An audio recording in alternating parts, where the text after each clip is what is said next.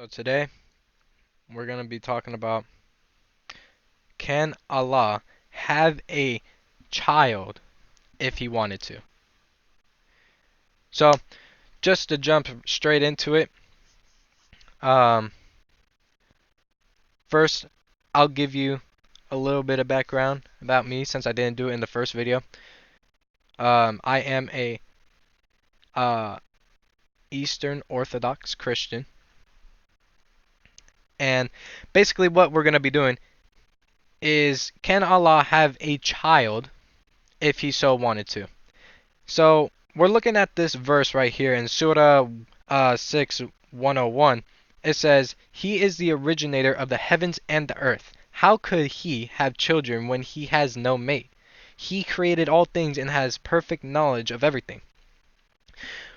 When he says he is the originator of the heavens and the earth, uh, how could he have children when he has no mate? Let's take, how could he have children with when he has no mate?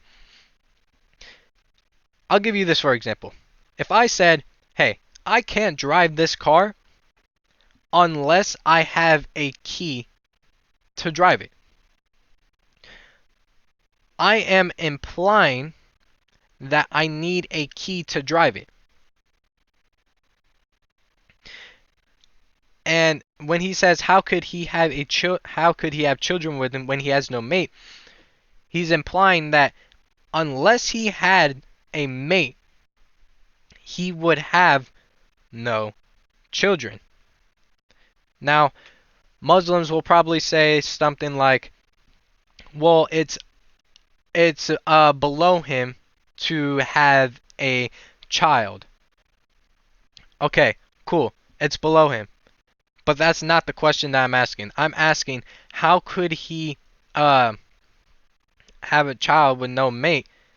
Meaning, if he wanted to have a child, could he? Because not only does it say that Allah is not a father, right? And he has no sons or anything like that, no children. But it says that how could he have children when he has no mate? It's inferring that unless he had a mate, he cannot have a children. Meaning that Allah is not all powerful, because if you said um, Allah couldn't have a if you said Allah couldn't have a child, then that would be inferring to that Allah is not all powerful.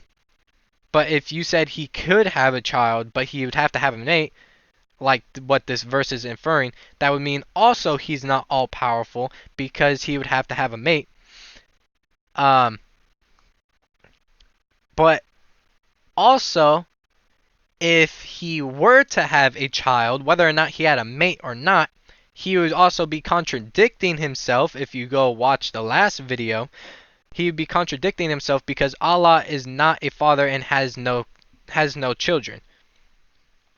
Now let's go to the biblical view, because I'll be showing you guys like the Trinity and whatnot. So, unlike the Quran, God uh, did have a son named Jesus. Obviously, you guys know that. So the Father is not the Son, right?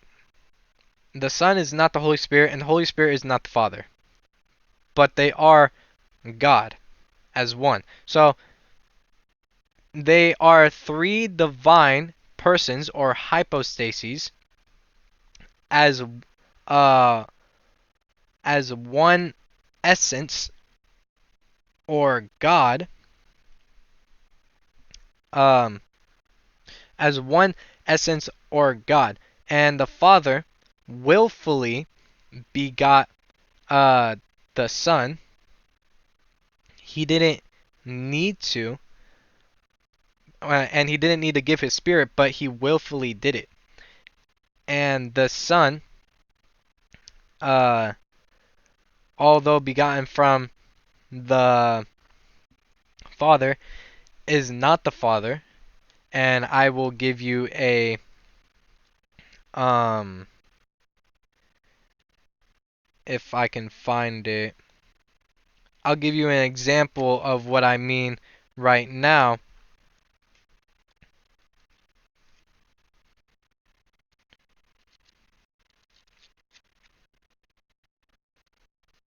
I can't find it right now. But um the Father, the Son, and the Holy Spirit are three divine uh persons or hypostases as one essence that is God. The Father is not the Son is not the Father is not the Holy Spirit is not the Son, and vice versa, whatever. And then you also have Jesus submitting himself to the Father, and the Holy Spirit submitting himself to the Father, and that brings the monarchy of the Father. And then um, the the Father eternally beget the Son and gave his Spirit, not that he needed to, but he was willfully willing to do it. And that's uh, how you know that God is all powerful. And when God is all powerful, he can do stuff like this. But if you go back to the Quran, it says that he has no mate to have children. So how can he have a child with no mate? Well, that would mean that Allah is not all powerful. And that would also mean that he's not God. So, Muslims, I would want you to do this. If you think that me and you worship the same God, because you believe that Allah has been the God from the Old Testament all the way to the Quran. If you think me and you believe in the same God, then I want you to say this: I believe and worship the Father. Thank you for your time.